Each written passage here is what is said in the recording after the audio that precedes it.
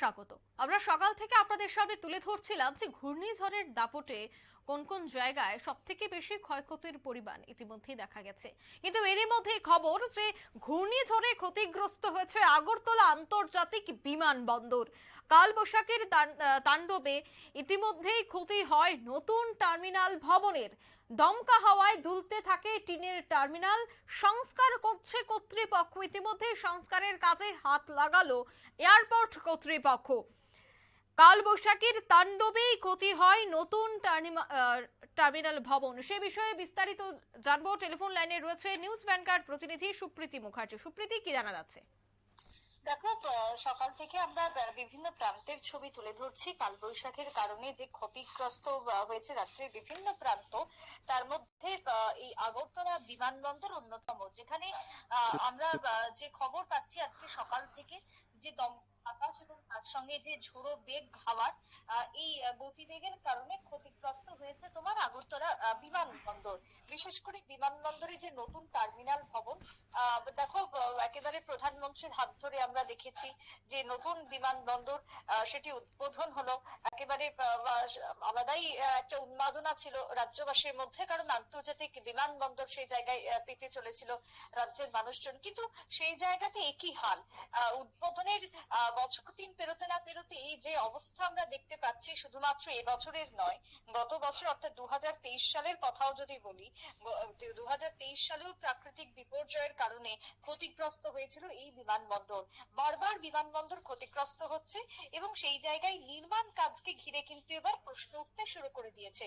বিশেষ করে আজকের যে ছবি আমরা দেখতে পাচ্ছি, তাতে বিমানবন্দরে তোমার বিশেষ করে যদি বলি, যে টার্মিনাল ভবন রয়েছে, সেই নতুন টার্মিনাল ভবনে দেখা যাচ্ছে যে টিন দিয়ে যা নির্মাণ করা রয়েছে সেটা একেবারে দুলছে হাওয়ায়, ক্রমশ দুলছে, এবং তার সাথে যেগুলো তোমার খুবই হালকা ভাবে যেগুলো নির্মাণ করা হয়েছিল তা অধিকাংশ ছেড়ে পড়ে গেছে। সেই ছবি কিন্তু আমরা দেখতে পাচ্ছি এক প্রকার সকাল থেকে। এবং তার সঙ্গে বলতে হয়, কালবৈশাখের ঝড়ে এর আগে আমরা দেখেছিলাম যে বিমানবন্দরের যে পার্কিং, সেই পার্কিং এক প্রকার ক্ষতিগ্রস্ত হয়েছিল, লন্ডভন্ড হয়ে গিয়েছিল। প্রাকৃতিক বিপর্যয়ের কারণে বিশাল আকারের গাছ পর্যন্ত ভূপতিত হয়েছিল, আর যার কারণে প্রায় 18টি বাইক পর্যন্ত ক্ষতিগ্রস্ত হয়েছিল। বিমানবন্দরে এই যে একের পর এক দুর্ঘটনা, কখনো গাছ উপড়ে পড়া, কখনো অত্যধিক হাওয়ার জন্য যে টিন থেকে শুরু করে যে জায়গাগুলি রয়েছে সেগুলি কোথাও ভেঙে পড়া, সবকিছুকে কেন্দ্র করে কিন্তু বিমানবন্দরে আসা যাত্রীরা যারা ছিলেন তাদেরও অধিকাংশ ক্ষেত্রে ক্ষয়ক্ষতি হয়েছিল। এর পূর্বেও আমরা দেখেছিলাম, এবারও কিন্তু সেই ছবি পরিলক্ষিত হচ্ছে। কয়েকদিন আগেই ফলাও করে আমরা একটি খবর দেখেছিলাম, বিমানবন্দরে যে আইএলএস যন্ত্র, সেই আইএলএস যন্ত্র এবার চালু হয়েছিল। রাজ্যের পরিবহন মন্ত্রী সুশান্ত চৌধুরী তিনি ইতিমধ্যে দিল্লিকে বা কেন্দ্রকে চিঠি দিয়ে জানিয়েছিলেন এই ব্যাপারে, কারণ সামনে যেহেতু বর্ষার মরশুম রয়েছে, আইএলএস যন্ত্র সঠিক রাখা অত্যন্ত প্রয়োজনীয়, যেটা এতদিন আমাদের শহরের ক্ষেত্রে বা এই বিমানবন্দর আন্তর্জাতিক রূপ নিলেও সেটা এতদিন পর্যন্ত চালু ছিল না, বা সঠিক না থাকার কারণে কিন্তু বিমান ওঠানামার ক্ষেত্রে একটা সমস্যা দেখা দিত। বিশেষ করে এই ঝড় বৃষ্টি বাদলা জনিত আবহাওয়ার ক্ষেত্রে আরো বেশি সমস্যা দেখা দিত। কিন্তু সেই জায়গাতে এবার সেই আইএলএস যন্ত্র চালু হয়েছে।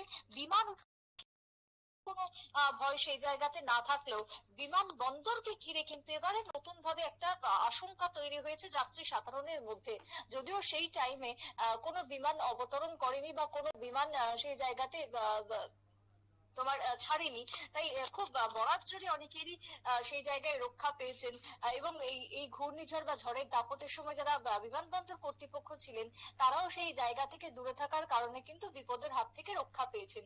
কিন্তু এই যে নতুন বিমানবন্দর, তাতে এখনই এই হালকা ঝড় বৃষ্টিতে যদি এভাবে প্রভাব পড়তে থাকে, তাহলে আগামী দিনে সেটার দিকে বিমানবন্দর কর্তৃপক্ষ যাতে কড়া পদক্ষেপ নেয়, বিশেষ করে যাতে খতিয়ে দেখে, সেই দাবি এখন উঠে আসছে রাজ্যের অধিকাংশ যাত্রীদের পক্ষ থেকে।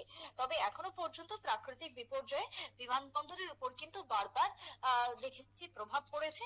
এবারও অর্থাৎ 2024-এর শুরুর যে এখন কালবৈশাখী, সেই শুরুতেও আবারও আরেকবার প্রভাব পরিলক্ষিত হলো এবার নতুন টার্মিনাল ভবনে। অঙ্কিতা। একদম, ধন্যবাদ সুপ্রীতি। অর্থাৎ নতুন ভবনের টিন নড়বড়ে পড়ে যায় গতকালকের কাল বৈশাখীর তাণ্ডবে। দমকা হাওয়ায় দুলতে থাকে টিন।